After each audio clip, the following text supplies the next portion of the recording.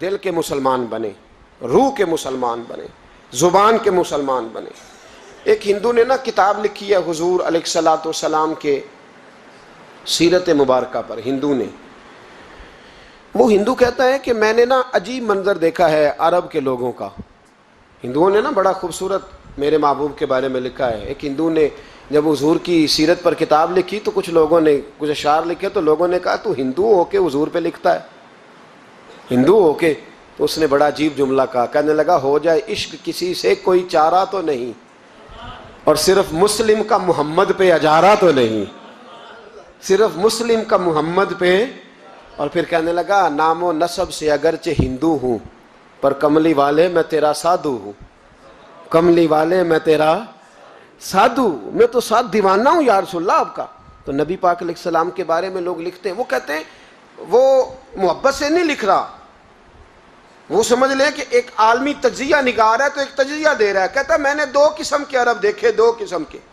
ایک عرب میں نے وہ دیکھے جو اتنے انا پرست ہیں، اتنے خود غرض ہیں، اتنے اپنے ذات کے بت میں الجھے ہوئے ہیں کہ وہ ایک حوض پہ اپنے گھوڑوں کو پانی پلانے گئے، 10 15 20 گھوڑوں کو پانی پلانے گئے ہیں، تو جھگڑا ہو گیا، پہلے میں نے پلانا ہے، میں بڑا چودھری ہوں۔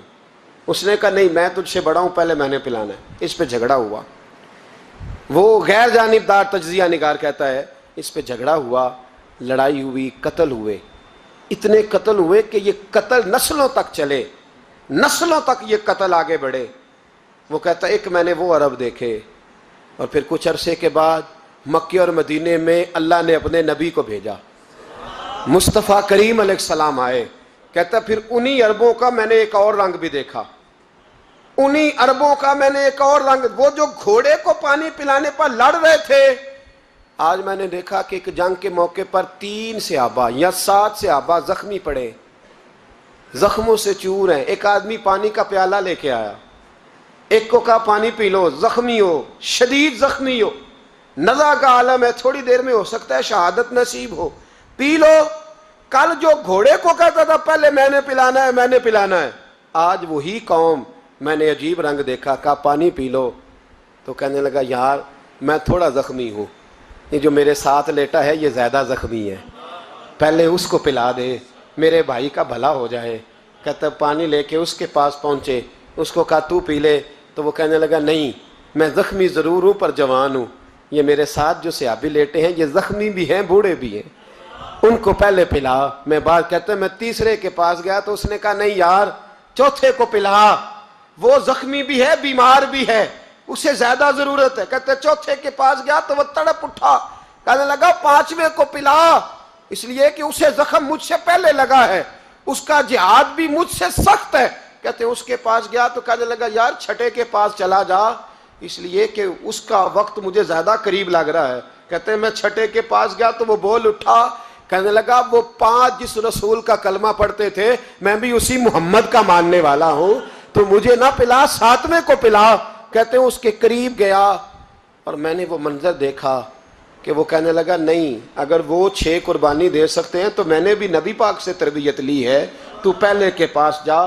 کہتے ہیں میں اس کے پاس جا کے کھڑا ہوا تو روح پرواز کر گئی، میں دوسرے کے پاس گیا تو کلمہ پڑھ کے شہادت کا جام پی گیا، میں تیسرے کے پاس گیا تو حوض کوثر تک وہ بھی پہنچ گیا۔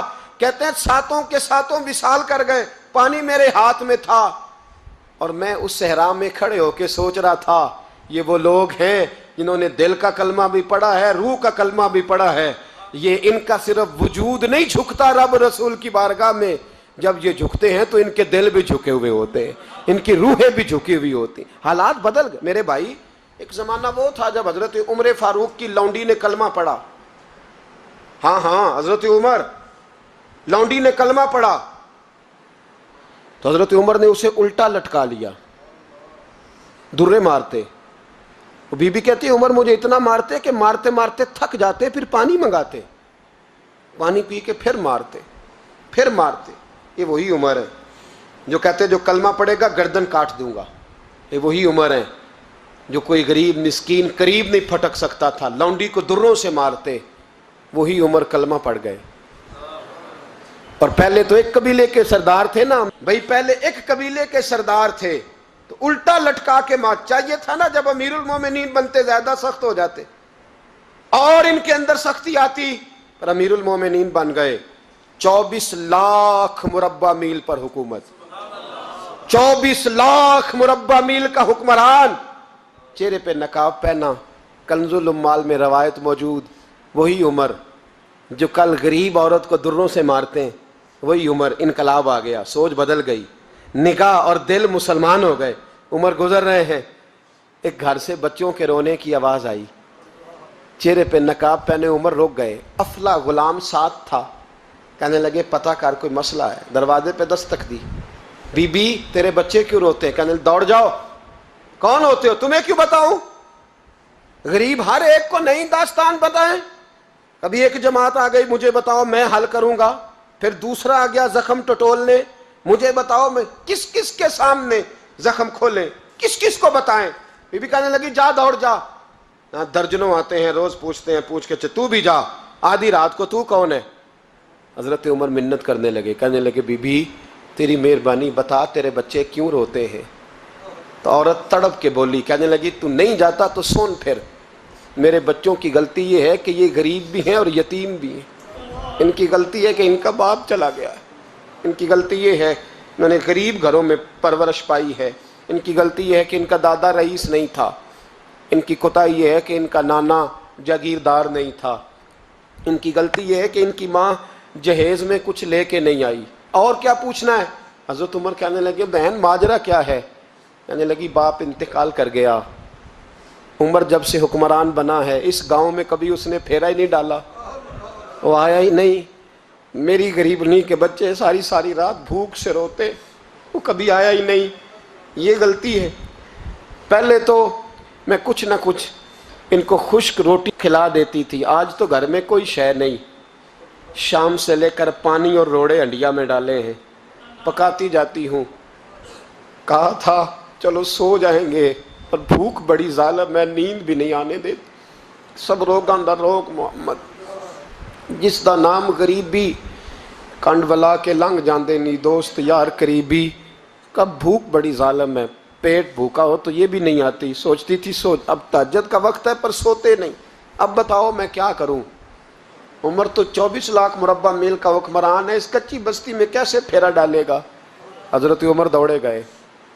60 سال عمر, کندھے پہ اناج کا تھیلا رکھا, کندھے پہ. غلام کہتے ہیں حضور مجھے دے دیں. فرمایا بتا قیامت میں بھی میرا بوجھ اٹھائے گا. پھر حضرت عمر لائے. پھر عمر نے اس بی بی کے گھر میں چراغ روشن کیا. پھر بوڑھے عمر کہتے میری بیٹیاں تھیں, میری بیویاں تھیں, میں نے کھانا کبھی نہیں پکایا تھا. میں نے اس بی بی سے کہا بہن تو بیٹھ جا. بیٹھ گئی. عمر کہتے ہیں میں نے آگ جلائی. آپ کے غلام کہتے ہیں جب عمر آگ میں پھونکے مارتے تھے تو ان کی داڑھی سے دھواں نکلتا تھا. عمر نے آگ جلائی. پھر فاروق کہتے ہیں میں نے کبھی روٹی نہیں پکائی تھی پر آج میں نے آٹا بھی گوندا. 24 لاکھ مربع میل کا حکمران. او بھائی جب تیرا دل اور نظر مسلمان ہوتی ہے تو پھر تو جھوٹے دعوے نہیں کرتا, پھر دین تیرے لفظوں میں جملوں میں تقریروں میں نہیں رہتا. حضرت سیدنا عمر فاروق رضی اللہ تعالیٰ عنہ آٹا گوندتے ہیں, داڑھی ساری آٹے سے بھر گئی. پھر عمر فاروق روٹیاں پکاتے تو ہاتھ جلتے. پھر سالن پکایا. پھر عمر نے دسترخوان بچھایا. پھر وہ چھوٹے چھوٹے بچوں کا عمر نے منہ دھلایا. پھر فاروق اعظم روٹی کے لقمے ان کے منہ میں ڈالتے اور روتے, کہتے بیٹو عمر کو پتہ نہیں چلا کہ تم بھوکے تھے. بیٹیوں عمر کو خبر نہیں تھی. عمر سے ناراض تو نہیں ہو. چھوٹے چھوٹے بچے کہتے ہمیں تو پتہ بھی نہیں عمر کون ہے. اب کیا بات. پھر ان کو عمر فاروق نے کھلایا. پھر فاروق اعظم صحن میں بیٹھ گئے, ان کو ہنساتے رہے. غلام کہتے حضور اب کیا کرتے ہو؟ فرمایا جو میری وجہ سے روئے تھے انہیں خوش نہ کروں. پھر اس بی بی کی طرف متوجہ ہوئے, کہنے لگے اگر عمر نہیں آیا تو آپ ہی خبر کر دیتی. تو بی بی کہنے لگی ڈیوٹی عمر کی ہے خبر لینے کی, میری نہیں ہے کہ میں جا کے بتاؤں. میں کیوں بتاؤں؟ تو حضرت عمر کہنے لگے چل عمر کو معاف کر دے. کہنے لگی اسے کیا معاف کرنا ہے, میں تو دعا کرتی ہوں اللہ اسے ہٹا دے اور آپ کو بنا دے. میری دعا ہے کہ وہ چلا جائے آپ آ جائیں. فرمایا اگر میں بن جاؤں تو عمر کو معاف کر دو گی؟ کہا ہاں کر دوں گی. تو حضرت عمر نے چہرے سے نقاب اتارا. فرمایا بی بی میں عمر ہی ہوں, تو نے دیکھا نہیں تھا جا تیری دعا مقبول ہو گئی. وہ بی بی کہنے لگی آپ کے سامنے اتنی جلی کٹی سنائی. فرمایا بس ایک وعدہ کر, اگر تو نے عمر کو یہاں معاف کر دیا ہے تو وہاں بھی معاف کر دینا. وہاں بھی سوال, شرط یہ ہے تیرا دل کتنا مسلمان ہے. ہمارا یہ حال ہے, ہم جملوں کے مسلمان, لفظوں کے مسلمان, ہم اپنے آپ کو کھینچ کھانچ کے مسجد میں لا کے 2-4 رکعتیں بھی پڑھ ہی لیتے, پر دل و نگاہ اگر مسلمان نہیں تو پھر کچھ بھی نہیں. دیکھیں نا کتنے اعلیٰ لفظ ہے حدیث میں. نبی پاک نے فرمایا میں اسے اپنا مومن ہی نہیں مانتا. صحابہ کہتے ہیں پوچھنے لگے تھے کسے, تو حضور نے دوسرا بار پھر کہہ دیا, فرمایا میں اللہ کی قسم اسے مومن نہیں مانتا. تیسرا جملہ پوچھنے لگے تو حضور نے پھر بول دیا, فرمایا میں نہیں مومن مانتا. حضور کسے؟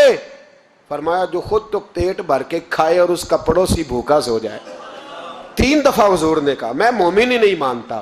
جتنی مرضی تسبیح پڑھے, نہ مرضی رب رب کہے. تو میرے بھائی یاد رکھیں